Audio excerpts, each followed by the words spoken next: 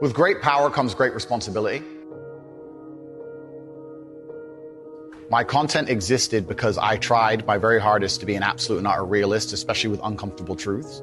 I was pointing out that very uncomfortable... Is that a truth? It's an uncomfortable truth in many parts of the world. It's not a truth that I'm happy about. I don't want to be seen as a negative influence in the world. I know that there's a whole bunch of men. I get thousands of emails a week from men whose lives I've saved. I get thousands of emails a week from men who are on the verge of suicide and I've saved their lives.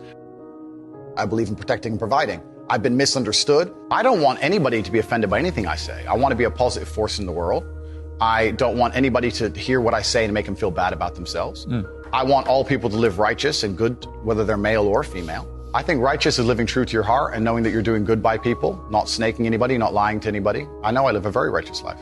Who cannot become happy, contented individuals. I refuse to accept we live in a world where God has created people up and work hard and make sure that they're important, that the world's not going to give a about them. 99% of my content was aimed at men telling them the truth, saying that as a man, you're born with no inherent value. You have to become important. You have to go through some pain or go through some suffering to make people care about you. Otherwise, you're not going to matter. As a dude, if you walk into the party and you've put no effort into your life, nobody gives a shit. Nobody about you. And every man out here knows. And one of the great things about the masculine journey and masculinity is that we've all lived a semi-similar story. It's kind of cool. Like, we've all been the teenager, gets heartbroken. We've all been unimportant. We've all worked hard and then started to get some clout. And then we've all kind of lived the same kind of journey. So I say to everybody out there, yeah, if you don't follow that path and follow that journey and in one way or another get to the top, whether it's fighting, whether it's comedy, whether it's musician, whatever it is, if you're just going to stay somewhere near the bottom and then at the age of 44, email me saying I'm depressed, well, of course you're depressed. Loser. Yeah. But that was your choice because you have to build yourself as a man. And if you decide not to build yourself, then your life's going to suck.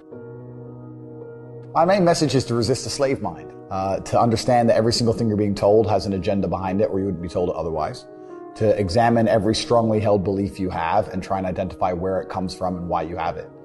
I sit and argue with people, I discuss things with people, and they so fervently believe a point. And I say, why do you believe that so much? Like, do you have personal experience? No, but I saw the news. The news told you X, and now you are desperate. You will sit here for hours arguing that point. A lot of people are completely empty vessels ready to be programmed. And I try and tell people, listen, to just stop for a second and understand that the things they're telling you to believe are not necessarily for your benefit.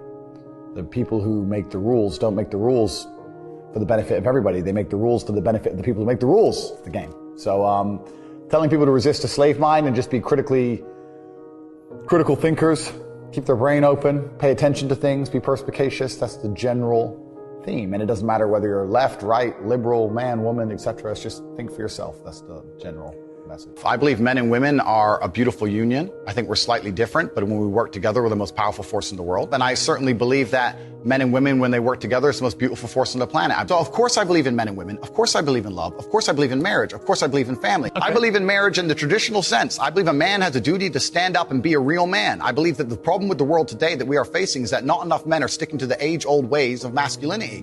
I believe that me standing up and saying a man must protect a woman and provide for her, so he needs to make sure that she's safe. He needs a degree of authority. I believe women are sovereign individuals and they can make any choice they so desire.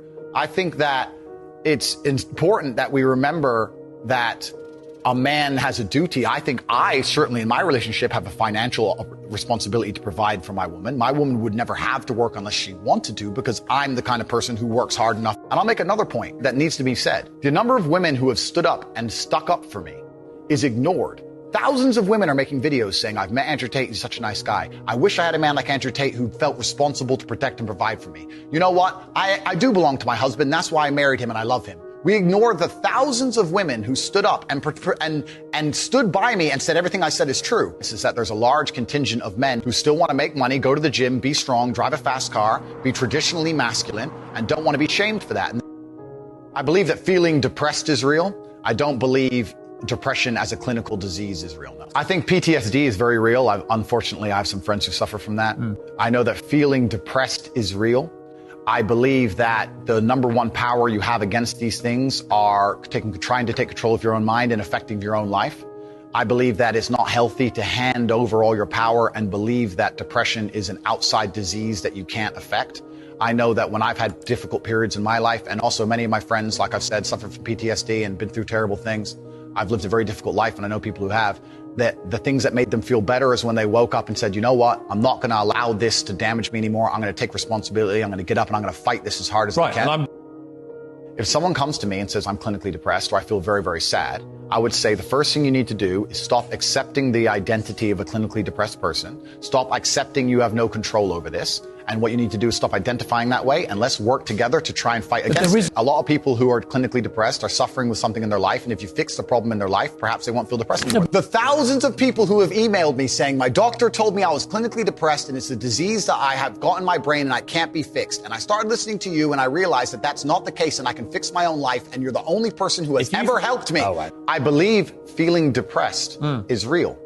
I do not believe it's a disease that you catch from the sky and you cannot affect. I believe that no matter what happens, I believe you have control of your own mind and you can fight against it. I believe if you change your circumstances in your life, you may feel different. I'll give you a quick example.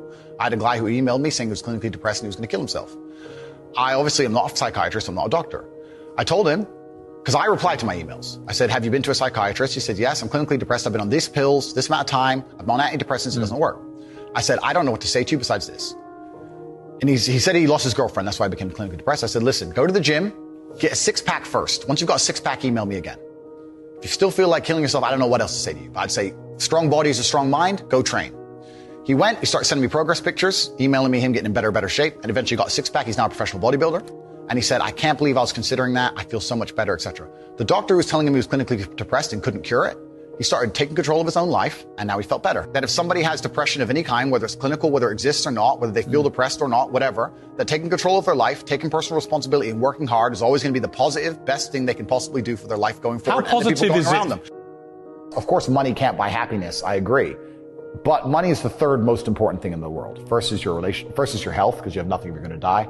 Second is your relationships, because you need love and family. That matters the most. But money can buy everything else. So money's the third most important thing. The average people come to me and say, what do I do? I'm just the average guy. And my only answer is stop being the average guy. It's my only answer. You can't just be the average guy anymore. The idea from the 1950s that you can just be the normal, average, law-abiding, hard-working citizen and you'll have a good life is gone. Any man out here who goes, I'm just going to work hard, do my bit, and obey the laws, and I'll have a good life. No, you won't. No, you will not. Just doing your job is never going to make you rich, because you're just going to be taxed into infinity and you're going to stay broke. So just obeying laws and doing your job now has set you up to be a peon and a slave for eternity. You have to get yourself in a position where you're making enough money. You don't know what to talk about, then you don't understand money. So go learn how money works. Go learn how a bank works. Go sit on YouTube for free. You don't just pay 50 grand in 4 years like a university. Go sit on YouTube and understand money, banking, or the real estate market, any of it. Understand the last housing price crash, why it happened. Understand mortgage rates and how that's affected by interest rates. Understand it, and then go sit with someone else who understands it and talk about it. People should, even if they haven't got a penny in the world, should be going to these meetings about real estate, about investing, that especially if it's cheap, they should go. Just meet other people who at least have money. Have conversations about money. Talk about it. How are you going to get what you don't talk about? And yes, the cycle of precipitation, right? So a cloud comes, it rains, it falls down to the ground, it goes under the ground, whatever, goes into a stream, it moves into the stream, goes to the ocean, evaporates again, up into a cloud, floats somewhere else, falls down again. It's always moving. That's how money is. People think that money is in these large, stagnant pools hidden in people's bank accounts. That's not really true. Money is constantly moving all the time. And if you can find a way to get in between it and stand in the right place at the right time, you're going to get wet. I think that's the new modern way to view the world. It's an attention economy. It doesn't matter what you do. If you're getting attention, you'll make money from it. One habit that people need to adopt, and this is a habit I had for a very long time, and I've actually recently cleared it from my brain because I've reached a point where peace of mind is worth more than money. But every single time money is spent, you need to identify how your money was taken from you. And I say taken because money can't be made. Money is taken. Because the only people who can make money are the governments. If you're a government, you can make money. You can print it from thin air or a bank. But if you're a person, you're not making money. You're convincing other people to give it to you. You're taking money from others. So every single time you spend money on anything, you need to identify how it was taken from you. When you go and buy a coffee, don't just go buy the coffee and sit down. Sit and say, why did I buy this coffee? Okay, I really wanted coffee. Yeah. But then why did I go into this store and not that store? Is it better advertising? Does it have less of a line? Do they have seating? How did they convince me to come in here? How much did this coffee cost?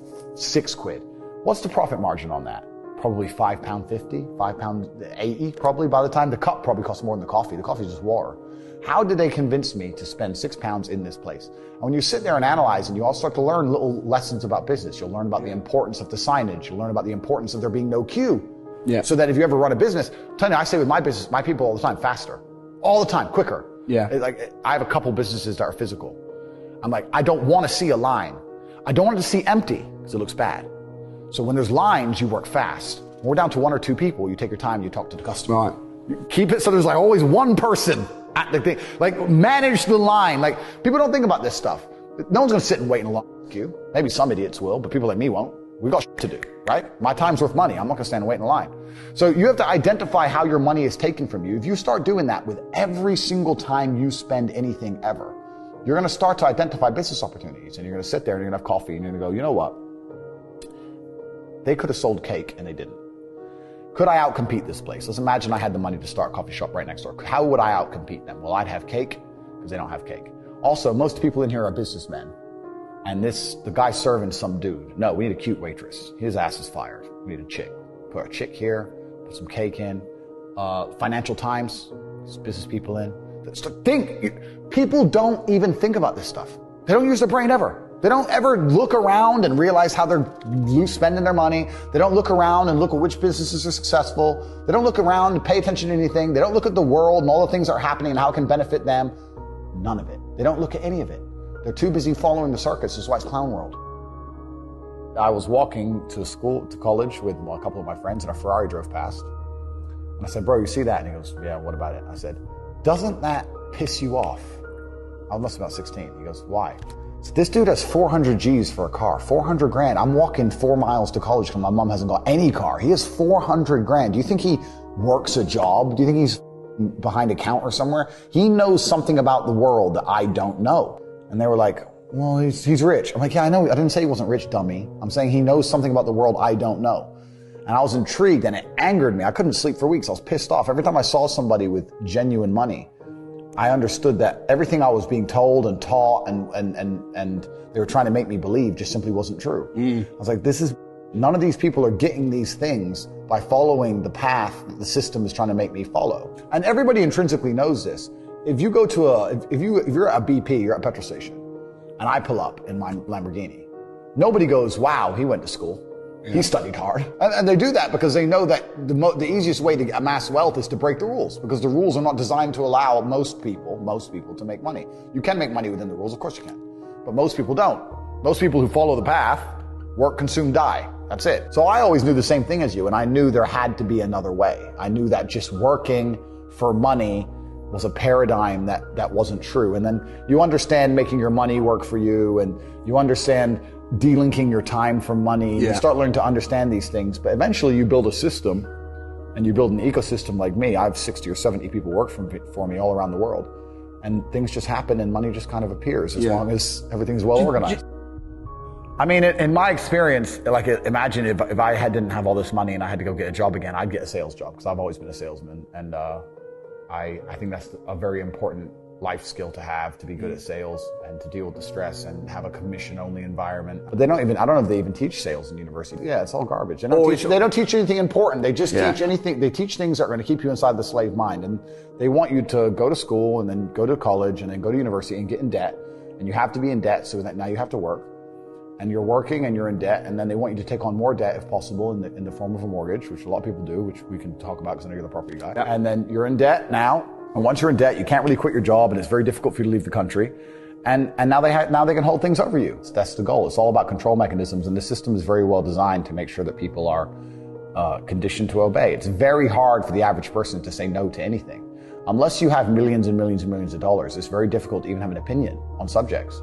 That's the thing about being a man, and that's what I was saying to the kids. It's like, look, you need to get up, and it's going to be very, very difficult. The world's getting harder and harder, especially for men. It's all clout, it's all status, there's no way you're going to matter unless you get up and you work extremely hard. Should young men aspire to work very hard, have no criminal record, become multimillionaires, protect and provide for the women close to them, be sovereign so they can stand up and have their own points of view in face of cancellation, be able to not be mentally intimidated when they go on national TV and there's traps set up for them? Yeah, I believe that confident, strong men who stand up and protect and provide for women are a good thing for the world and a good force for the world. And I don't think that I put a magic spell on anybody. I think there's a whole bunch of men in the world who understands my value. And if men grow up to be like me, you're going to have a whole bunch of people with no criminal record, dedicated athletes, who protect and provide for the people close to them,